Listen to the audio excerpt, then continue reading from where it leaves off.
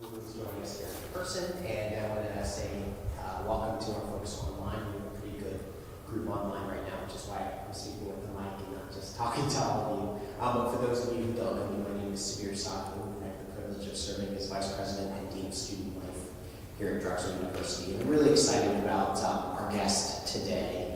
As all of you know, being members of the Drexel community, the 10-week term and just the standard pace of our institution can be a lot. And I think topics such as mindfulness are really important in our day-to-day activity and to make sure that we are centered and in a good place so that we can do our work and be active members of the community in the most positive way. And so for that reason, it's a privilege and an honor for me to welcome Michael Carroll to campus, and I'm going to read a little bit about our guest today. So this event is co-sponsored by the Office of the Provost, Human Resources, and Student Life. And our mindfulness expert, Michael Carroll, has more than 35 years of experience holding human resources executive positions with Wall Street and publishing firms such as Bankers Trust Company, Shearson Lehman Brothers, American Express, King Weber, Simon & Schuster Publishing, and the Walt Disney Company. He's the author of Awake at Work, The Mindful Leader, and Fearless at Work, and has lectured on the topic of leadership and mindfulness at Harvard Business School, Wharton Business School, Columbia University, Swarthmore College, Yale University, and other institutions throughout the U.S., Canada, Australia, and Europe. And I'm thrilled that he's here with us at Drexel today. So please join me in welcoming Michael Carroll. Very much. Thank you. Well, needless to say, this is an honor. I'm a hometown boy. I was born in Philadelphia, raised outside Philly. My brother graduated from Drexel. Well, this is great. Honestly, the morning sessions were a lot larger, so I really enjoy, can barely see that one person, smaller groups. This is cool. So I just, what do you do here, if I may ask? So I'm an academic advisor in the College of Engineering. Okay, and what do you do? I work here. Whatever she says. So is everyone advisors here? Are you an advisor? Oh, that's right. We chatted earlier. And I actually work at the library, but I teach both here and then. got it. And are you an advisor as well? No, I am an administrative coordinator in the Office of Institutional Advancement. I'm also a part-time student in the Arts Administration Master's Program. Oh, cool. Wow, that's exciting. That sounds like fun. I wish I was a kid again. I want to get a master's in art. What do you do, my friend? I'm third year architectural engineering. Oh, that's serious territory. What do you do? I'm an HRIS analyst Oh. in the HR department. Oh, I ran HR departments, and you are vital. If we don't have great information, well managed, we just can't make good decisions. Sure. So thank you for doing what you do. Thank you all. So in many respects, the counselors, you guys are sort of close to not only the academic achievement of a student, but also their hearts and their minds. You know, it's a powerful place to be. So thank you for your work. So what I'd like to do this morning, this afternoon, sorry, is we have a short time, it's only an hour. I'd like to talk a little bit, this is about sort of how do we work with the intensity of modern day education and what role can mindfulness play. And I just want to get into some of the principles and sort of frame that a little bit. Then we'll do a session of the meditation, give instruction on this meditation, position a little bit, and then we can have some discussion. So hopefully we can get that done in an hour.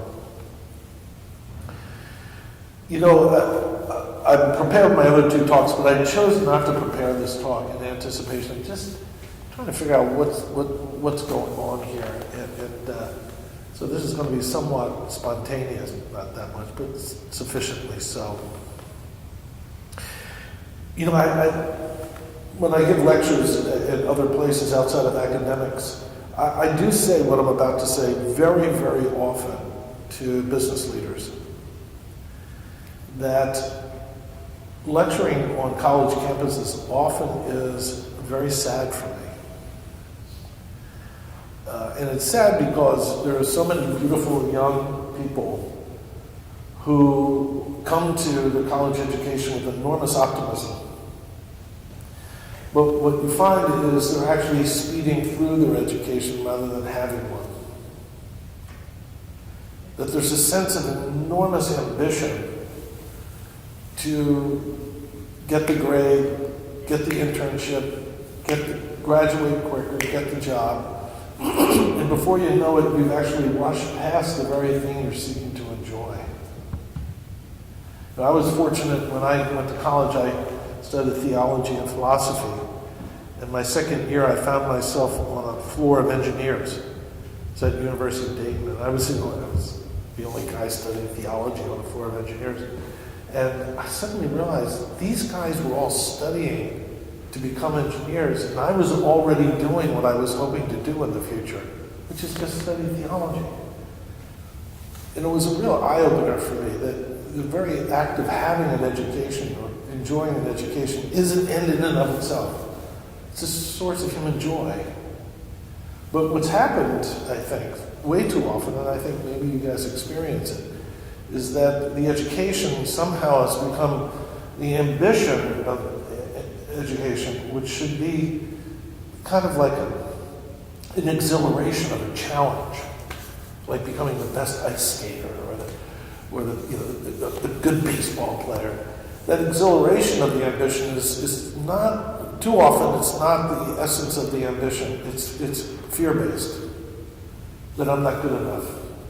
That if I don't get this mark, if I don't graduate, get a good enough job, I'm not good enough.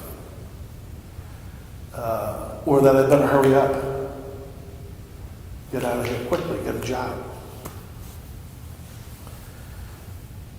So this, I think a big part of rediscovering the joy of education is really redefining ambition. But it's very hard to do.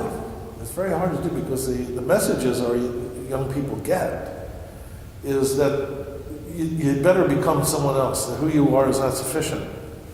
You guys know all this better than I do, the statistics about young people in high schools getting into college. It's intense what parents go through. I've lectured in South Korea and actually met with Buddhist teachers there about this challenge. They have the highest suicide rate of young people in college. Because if you don't get into the right school, you've disgraced your family. That's the amount of weight that is on their ambition.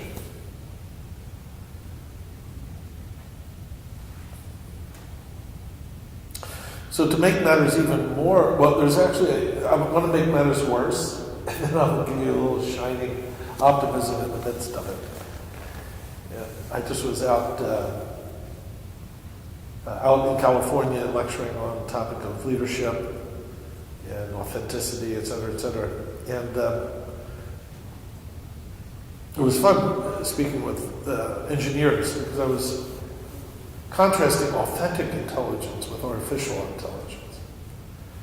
That artificial intelligence, there's a report out by Oxford University on this, and I would encourage you to get it. It's very easy, just Oxford on Oxford University on jobs. If you can email me, I'll send it to you.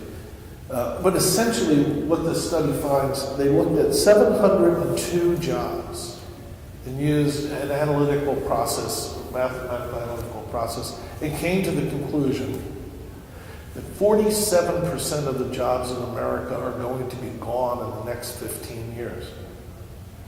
That's, just take a deep breath here.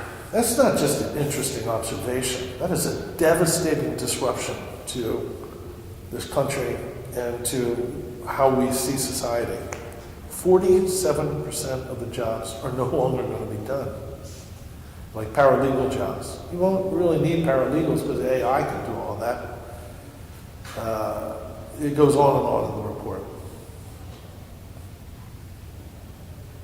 So young people are really faced with some powerful, demanding circumstances in terms of getting an an education that is uplifting, joyful, and then going into a marketplace that is inviting, supportive, and nourishing. It's tough. It's a tough situation.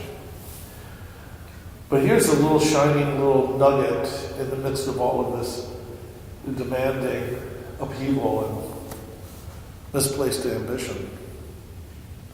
The findings that they have at Oxford was that, 47% of the jobs are going away. Well, what competencies are going to be valued? A lot of the STEM skills are going to be artificialized. A lot of the statisticians, for example, in clinical studies with pharmaceuticals, well, frankly, they're going to probably, the FDA is probably going to trust the AI over the scientists. So a lot of these jobs are going away, including welders, things like that. So what are the valuable skills that are going to be key for actually thriving in this future economy? And this is where the shiny part comes in. Social intelligence skills are going to be more valued. The ability to build trust, collaborate effectively, joint problem solving, the ability to communicate an idea clearly to diverse populations or diverse constituencies, the ability to socialize an idea skillfully to the advantage of the idea, the ability to work with conflict. They outline these things to some degree in the study, but they just broadly point out that this is what's going to be valued. A trader who knows how to trade, financial instruments, not going to be so important anymore because a computer can do program trading much better. However, someone who's able to convince someone to actually invest their money in something requires trust, requires heightened social intelligence skills, the ability to have sustained communications with someone or with an institution that can be relied on, these kinds of skills.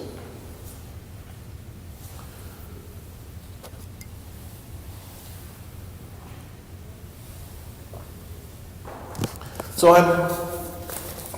the beauty of that is that this practice of mindfulness, awareness, meditation, is what the point of the lectures I was doing, actually unleashes these natural social intelligence skills.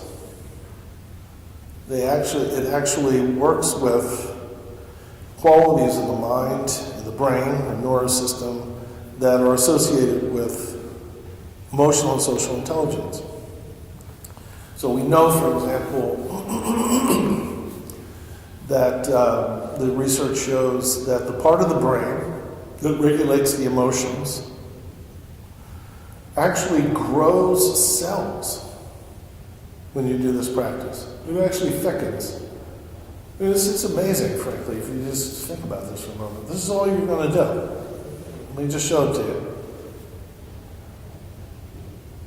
That's it. And you grow the cells that thicken.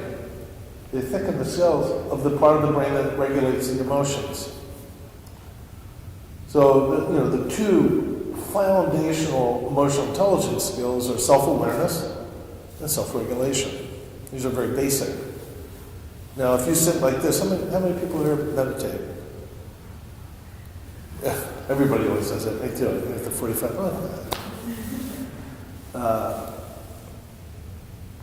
If you, obviously, and you'll see in a moment that there's a technique we're doing here, but for all intents and purposes, we're just sitting still. Now, if you sit like this for a long period of time, you become self-aware very quickly. It gets very boring. Boredom is sort of the ground of self-awareness. Just sitting here. So self-awareness and self-regulation immediately skyrockets with the practice. This has all been documented. But there are other core social intelligence skills that are naturally expressed. like positive self-regard, is a core social intelligence skill that you could actually make friends with yourself. If you sit here like this for a long period of time, extended period, you will eventually be kind to yourself in some fashion. There's others, I won't go through them all, but I'll just give you a couple more. Empathetic accuracy. Normally we think of empathy as kind of sympathizing with someone else's distress or their vulnerability or their difficulties. But quite to the contrary, empathy is the ability to accurately resonate with someone else's emotional state. It could be anger, it could be sadness, it could be bewilderment. The emotional state is not as important as your ability to accurately touch it and resonate with it. Well, the practice definitely develops those abilities to resonate accurately with other people's emotional states. So, what's the big point here? And then we'll get into some further principles.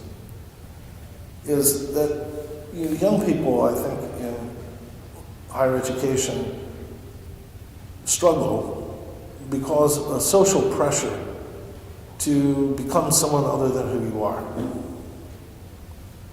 Now, that's a beautiful thing in that, you study, become a doctor, you become an engineer. It's a beautiful thing.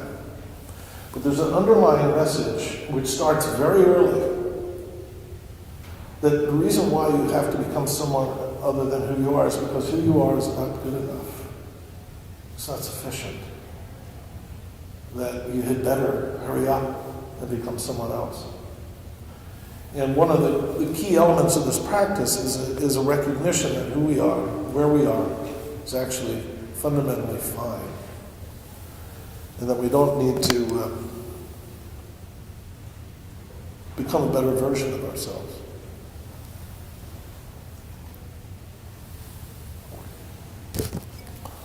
So thank you for permitting me to riff a little bit there. But you'll find, young people are, I don't know if you'll, I love showing this one to people. This is just a typical New York Times front page business section, young people sitting meditation in business in New York. This is like common. This is like normal now. Practice is being done, I was just out of Google. They have the meditation rooms. Do you know of Google's meditation rooms? You guys see that? Yeah, I'm not surprised that they have that. Yeah, it's not sort of like hip. It's healthy. People actually take the time to train their minds to actually be in the present moment so that they can have an authentic relationship with one another. This is very common. So it's becoming very much into the culture of young people as they develop in business settings. And there's certain principles that I want to bring to your attention about why would we do this in business settings? Because that's kind of where our young people are going out into the world. So I'd like to tell a couple stories, bring some attention to it, and we'll do the practice. Okay? And this story I'm about to tell you is one of the core elements of practice, why people do it, why business is interested in it. And I love telling the story. And this is the third time I'm going to be telling the story today. So thank you for letting me tell it 3 times. So, essentially, I'm very fortunate to give these kinds of talks in organizational settings. And I work with business people quite a lot. And on occasion, I run retreats. And not too long ago, 6-7 years ago, I was running a retreat. And at the end of it, a gentleman came up who had attended the retreat. He had started his own business out in New Jersey. Beautiful business, about 450 people selling insurance products. He built it himself. Beautiful business.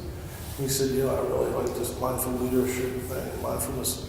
Can you come and teach my people to be mindful leaders? I said, yeah, I'm happy to come out. So he sets it up. I go out there Monday afternoon, Monday morning, a month later, and we have some coffee, and he goes, come on in, I want you to meet my team. So I go into his boardroom, and sitting around the table, about 8 people, and they're all sitting there like this.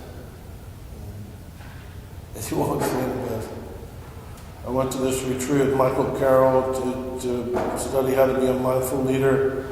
I like mindfulness meditation. I want us all to be mindful leaders. Michael, take it away. I'm like, oh, God.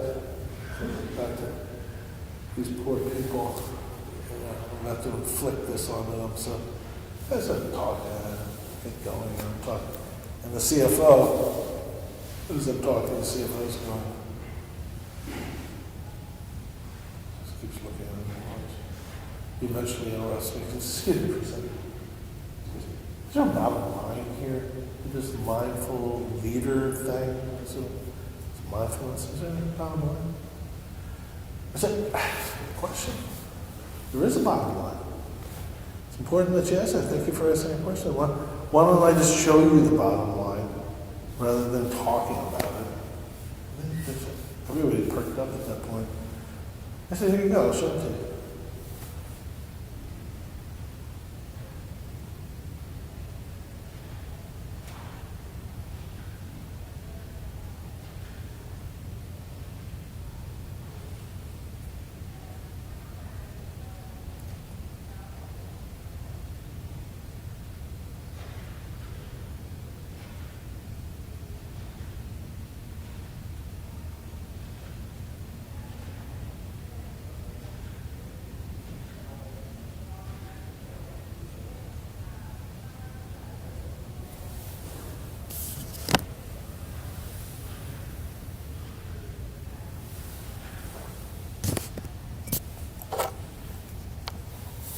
So I sat there for about a minute. What do you think happened? Anybody?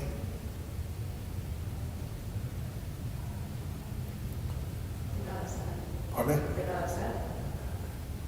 Kind of. Yeah, but in a very unique way, in a very specific way. They started getting nervous. It wasn't as big a room. It was a little closer. People started getting nervous. And one guy, I said, so how was that? And one guy said, I was getting kind of nervous, a little anxious. And I said, another guy said, I thought your presentation was starting to unravel.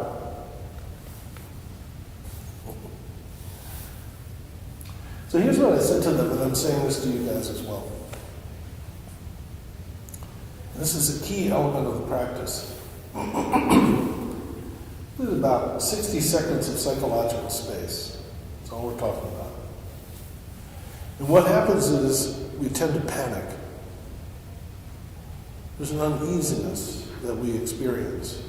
Kind of get upset. Well, all we're doing, this is all we're doing. But we're uneasy. So the first principle of this practice in terms of working with this distress, this ambition, this speed that we have in our society, is can we be comfortable in our own skin? Very simple, very direct, very unambiguous. Can we be comfortable just being who we are, where we are, right here? Typically in this society, we're not comfortable. We're not comfortable with who we are. There's something off all the time.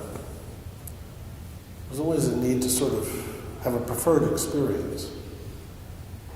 This is not, is this talk working out that much? I don't know if there's, maybe I could have a different talk. Or maybe I could, say air conditioner on, no, I have to turn this up. We're always, isn't there a way to fix our experience rather than have it? And that's a fundamental move here, is learning to be comfortable in our own skin, which is referred to typically in this mindful tradition as confidence. We just be confident in who we are. Not in anything, as who we are. You know, science is now investigating this uneasiness. There's a lot of research in it. They're actually, I thought I brought it with me somewhere. They actually are looking at the brain, part of the brain that's always sort of uneasy about the situation, and trying to, the anxiety, this anxiety. The one study I'd like to bring your attention to is a guy named Killingsworth from Harvard, and he specializes in studying human behavior as it occurs and documenting and measuring it. And in his studies, he's found a lot of very interesting things. But I want to bring your attention to one fundamental finding, which is very defining to why we're under such intense pressure. And essentially what he found is, for the most part, and I'll just use broad numbers, human beings, as human beings, we spend about 50% of our time thinking about something other than what we're doing. Have you noticed that? Now, there's a range of experiences, of course. If you're kissing your loved one goodbye or holding your daughter, there's probably 100% you're there. If you're in a traffic jam, it's probably 100% you're somewhere else. Right? But you mix it together. On average, we're spending about 50% of our time thinking about something other than what we're doing. Now, here is the key point.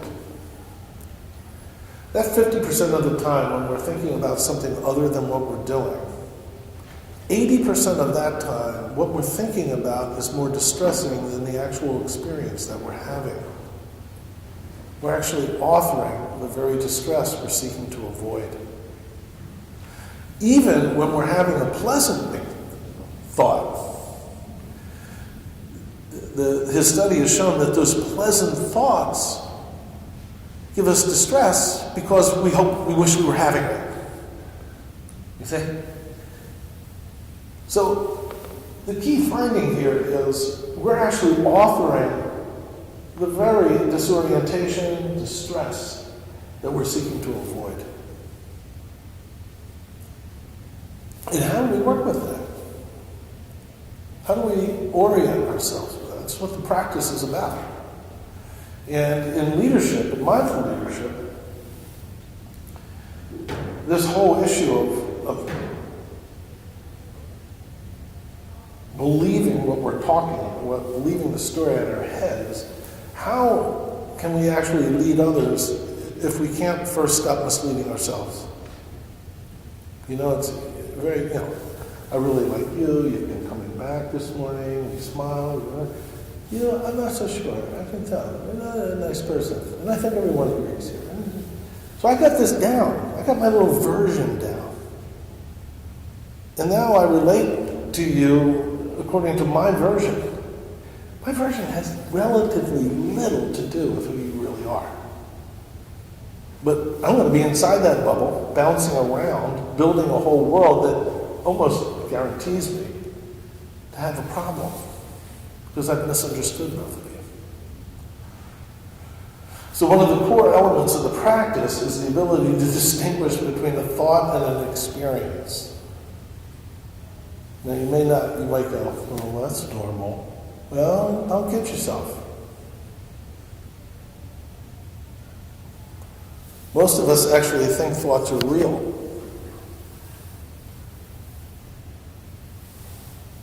In this tradition, it's one of the biggest problems there is actually thinking thoughts are real. And we're not really trained to distinguish them. Well, we'll see in a moment when we do the practice how that helps. And once again, we go back to the speed and the intensity. Because we're actually more often than not chasing a thought rather than having an experience. We're chasing success rather than living a successful life. And being able to make those distinctions are not as easy as one thinks, but the practice actually trains us to do it. So one of the things about mindfulness meditation is talking about mindfulness meditation is like standing next to a swimming pool, talking about swimming. It's like at some point you're going to go, excuse me, could we go swimming here? Can we stop talking about this? And I agree. So let me just say a little bit about how to understand this practice, and then I'll give the instruction and we'll do it, okay? In order to understand mindfulness awareness meditation, one must examine effort. Normally, we apply effort to achieve things, to get stuff done, very reasonably. It's what I call the effort of getting somewhere. You know, school is very much that way. You work hard to get your marks so that you graduate, et cetera, et cetera. Same in business. Put a lot of effort in to complete the project, to make the dollar, to pay the bills, et cetera, et cetera. Very normal, very healthy. It's what human beings do. It's the effort of getting somewhere. Nowadays, not only do we want to get somewhere, but we want to get there fast. And we're all familiar with this. This is like kind of marbleized into our existential presence as modern human beings. You know, we're all familiar with it. There's so many examples, but the most obvious one is you take out your little device, press a button, and a circle goes like this. Everybody familiar with this? Sits there, goes like this. And about, 18 seconds in or so, and it still is doing this. What the hell is this? Let's go. I want to get somewhere fast. This is not good enough. I want to have this other experience. My favorite one that I laugh at all the time is waiting in line at Starbucks. There's always somebody who has to design their coffee. You know, there are three up there. You know, I'll have a double espresso decaf with 2% milk. No, make that skim. What? And this is the problem. There's no coffee in that hand. This isn't that good. And I watch myself get angry, which is hilarious. Because I want to get somewhere and get there quick. Let's go. It happens to us all the time. Wait for an elevator. You sit there, it stops at 5. It keeps sitting there. Something, what the hell? All right, so we get that. So we want to get somewhere, we get there fast. But here's the final piece of this irony. We want to get somewhere, get there fast, but when we arrive there, we want to be someone else. We want to be skinnier. We want to be richer. We want to be more successful. We want to be more loved. Now, on this, to some degree, there's no problem with that. Everyone here, to some degree, I'm sure, is going to college, you work, you got your degree, and you became someone else. It's a beautiful thing. But there's a fundamental blind spot to this effort. I'm trying to get somewhere, but they're fast and become someone else. In the effort of trying to do this, get somewhere fast, we overlook how to simply be somewhere. Very simple. Very, very simple. How to simply be. And in the effort of trying to become someone else, richer, skinnier, more successful, we overlook how to simply be who we are. Get comfortable with who we are. So this practice is about being comfortable, this effort of being comfortable with who we are, where we are completely. And to a great degree, it's grown flabby in this society. So in some respects, this practice is like doing spiritual push-ups to learn, re-energize this effort of just simply being, without accomplishing anything, which I love saying in business. You don't accomplish anything. You cannot achieve anything in this. This is a different kind of effort. It's about becoming familiar with your experience. So with that said, I will give the instruction, and we will do a very short session of this, and we can have some discussion. Okay? All right. So the first is posture. These chairs are, pretty good. They get a B, maybe B minus, unfortunately. And then part of it, the good news is they're solid, they're grounded, but they incline you to sit back. And in this case, you want to sit forward in the chair. You don't want to use the back. And normally you want to keep your feet flat on the ground.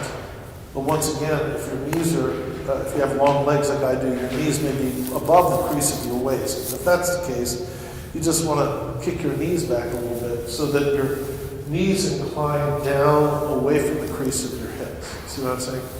So you can sit up naturally. If your knees are above the crease of your waist, you have to hold your back.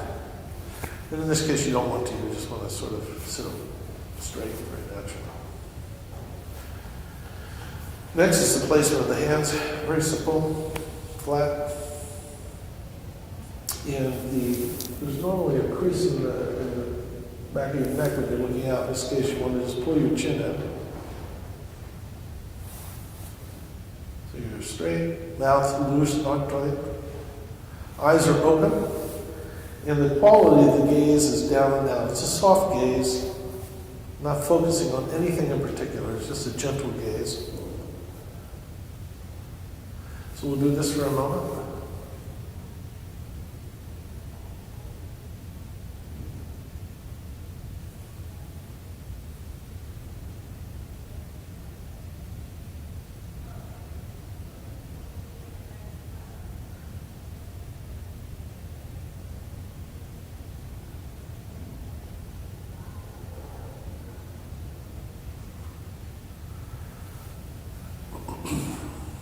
Now, as you're sitting here, you'll notice that basically there's two things going on.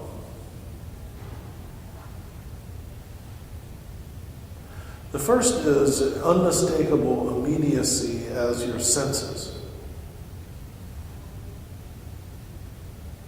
You can hear the voice of one of our neighbors in the distance.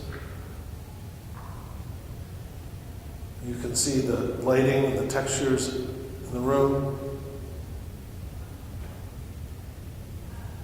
You can feel your hands on your legs.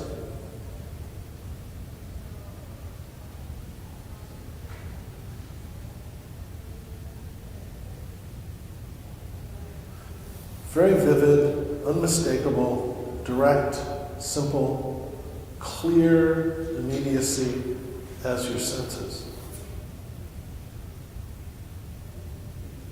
Very simple, very direct.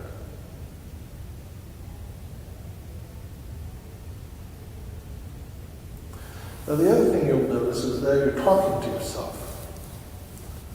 There's some commentary going on. It doesn't really matter what the commentary is. It's very personal. You're very familiar with this. Very intimate.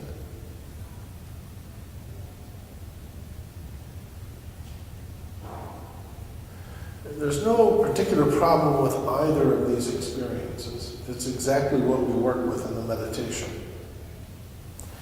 And the way we work with it is, as we're sitting in this posture, being in the room, vividly being in the room,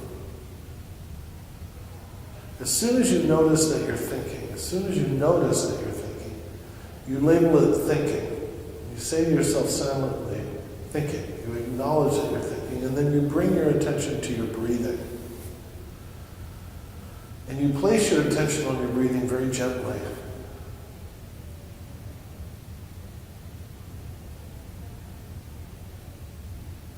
And it's not simply a mental tracking of the breath.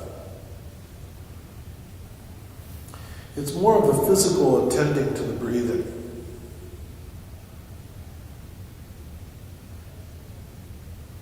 You may feel, for example, a movement of your chest as you're breathing, a movement of your torso.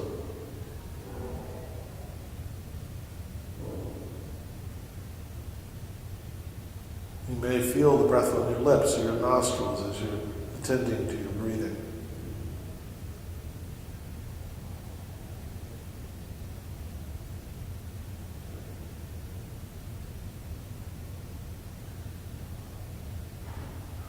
At some point, you'll notice that you're thinking. As soon as you notice you're thinking, label it thinking and bring your attention back to your breathing and gently attend to your breathing.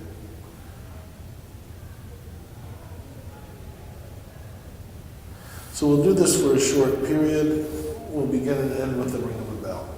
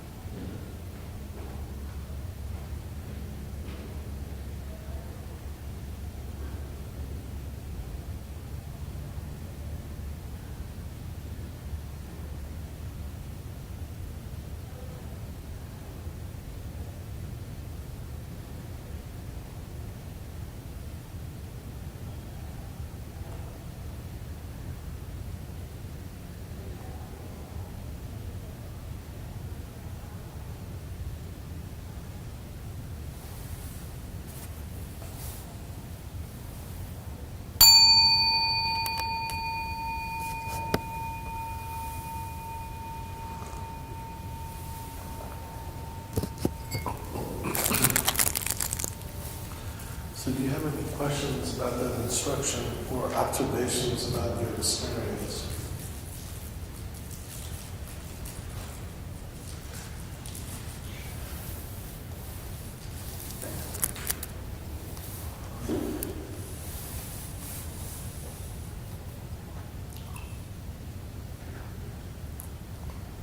What do you do with the thoughts about physical discomfort you're feeling? Yeah, different approaches, different styles of this. There are many lineages of this technique, right? And Zen, for example, you don't move. You just don't move. They actually yell at you. They yell at you. It's very funny. In this style, being gentle to yourself is very, very important. Gentleness is one of the key elements to this practice. So if there is, by the way, just a little history here. Yoga, to a great degree, was developed so that you could sit in this posture for extended periods. You stretch, all the stretching and manipulation of the body in the torso, the vagus nerve, the vagal nerve, all that is all designed so you can sit in an expanded posture for hours and hours and hours and hours. So this posture is a yogic asana that's designed as a fruitional element of all of the hatha yoga, by the way. For us non-yogis, we're like all kinds of stuff. I have 3 ruptured discs, pinched nerves, football, all kinds of crazy. So you have to be kind to yourself. And in this style, the issue is how do you move through the discomfort? Not from the point of view of tolerating it, but by relieving it. So if there is a distress, let's say your legs are falling asleep, for example, just as an example. The first move is to feel the discomfort, not try to adjust it. So you feel it, and you relieve it mindfully. So let's say you want to stretch your leg.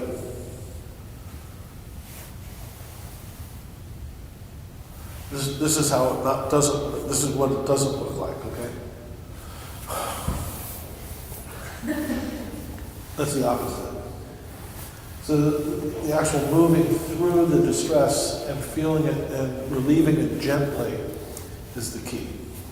Typically, if we were going to be doing this practice for any time, there'd be walking meditation, and we would have, not that there's bad chairs, but we'd have chairs that were more designed so that we could sit comfortably. Not that these are bad, but we would have accoutrement that would support the practice. Okay? Any other questions about this practice, these instructions, or observations about your experience?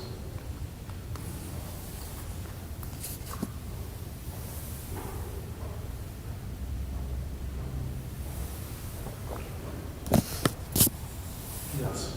How long do you typically do that for? Sorry. Thank you for asking that question. If you would like to make this practice part of your life, what I recommend, and what generally is recommended, is that you do it for 10 to 15 minutes a day.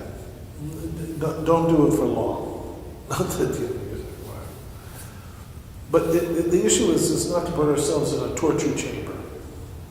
The issue is to become familiar with this gesture of just being. So, you select a time in the day to do it. Morning is not bad because, given our lives, by the time you get home, you don't have dinner. Morning is a good time, but, whenever it fits in. Nowadays, because business is accepted, people are meditating in their offices. I mean, they're literally taking time out of the day just to sit. So when you find the time. When you do it, though, use a timer. You need to give away the time. In other words, it needs to be contained. So, use your phone. If you're doing 15 minutes, put your phone, 15 minutes. But the key is do it every day.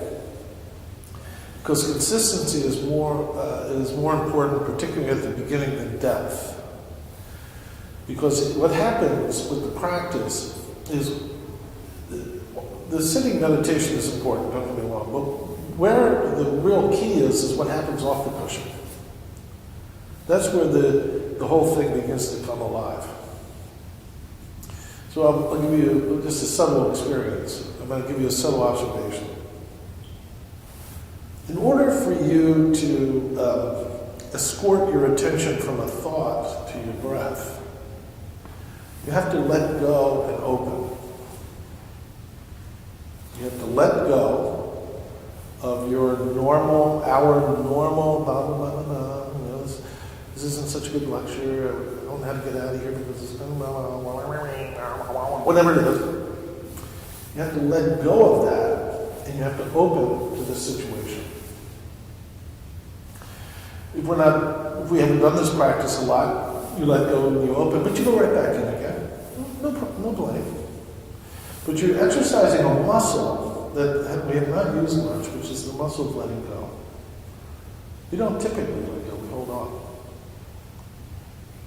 Hold on to my life, my job, my priorities, my opinion, my point of view, blah, blah, blah. Here we're learning to let go, but when you let go, you have to open.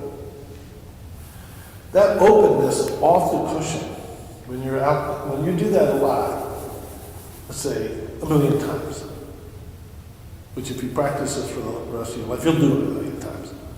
It becomes off the cushion really easy to let go of your opinion and open to the other person. Insults become windows rather than snowballs. Oh, hello. You actually notice the person who's been serving your coffee for the past 5 years. Or you actually might even notice your wife or husband or something being silly. But there are a whole set of very subtle spiritual muscles that are being exercised on the cushion that off the cushion come alive. They correspond very directly to social intelligence skills, by the way. So boredom, right? Boredom. This is very boring, believe me. Boring. Sit here. Let's say we're going to do this for 8 hours. That's what you have.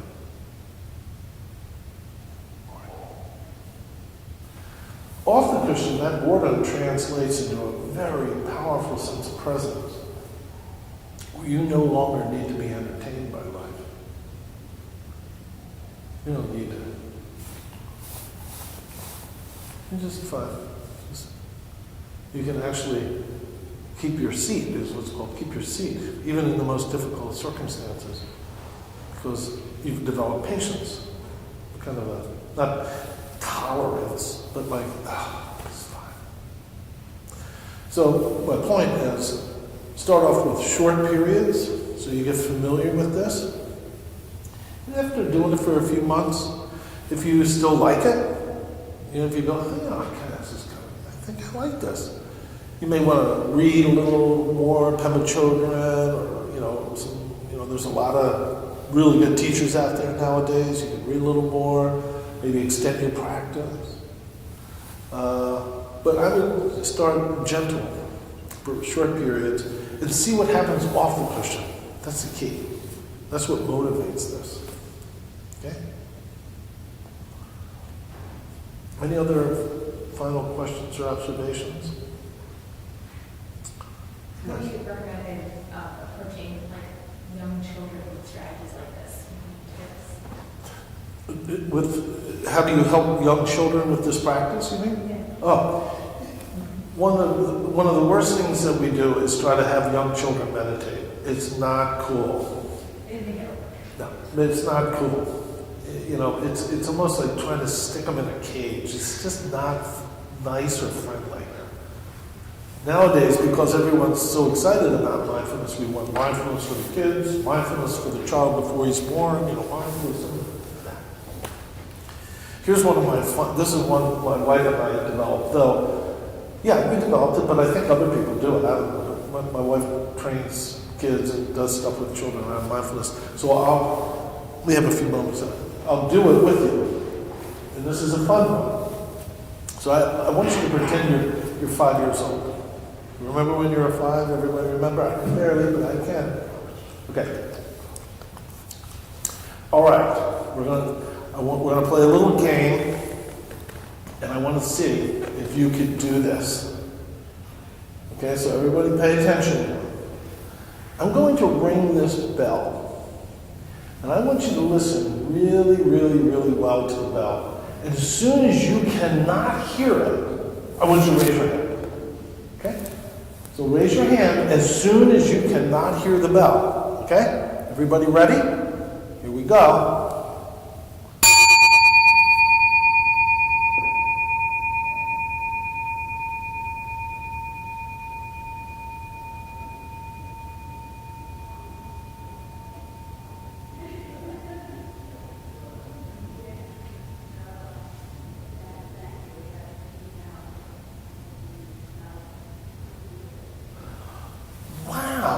You guys are really, really good at this. Let's try that again. Okay? Sure. Right. So you're training their attention. And also, it's cultural. So in the household, you know, the children feel like there is a place where silence is real and not aggressive, not like, shut up. It's more like, you know, now it's time for, I don't know, sleepy bunny time. Everybody's sleepy bunnies. Bunnies don't talk. Yeah, so everyone's like, okay, be a sleepy bunny. Right? And then they become culturally used to this kind of spaciousness. But having kids sit there and follow their breath is like stabbing them in the head. I wouldn't do that. Any other final questions or observations? Yes. Also, what about realizing how tired you are when you meditate? Yeah. Outside of just your sleep. Yeah. This is important. I guess this will be the final question. So thank you for asking that.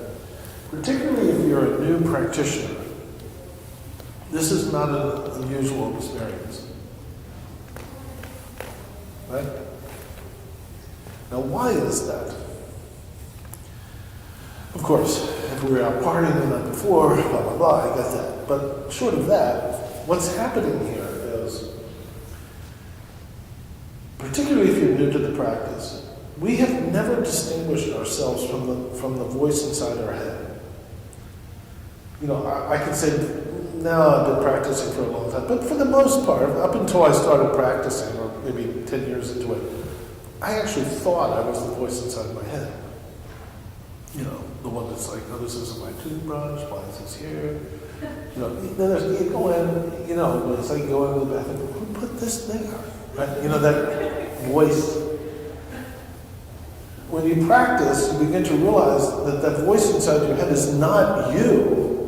It's actually a thought. You actually have separated the attention from the thought, so that the attention is looking at the thought. Right? Got it? Now, when you do that, you begin to realize, oh my God, look how much energy I'm using inside this head. I don't like Bob, Bob doesn't like me, oh, I forgot this, oh, what's going to happen? Oh, this is a stupid lecture, I don't know how I got in here, I'll never talk to Monica again. It's intense.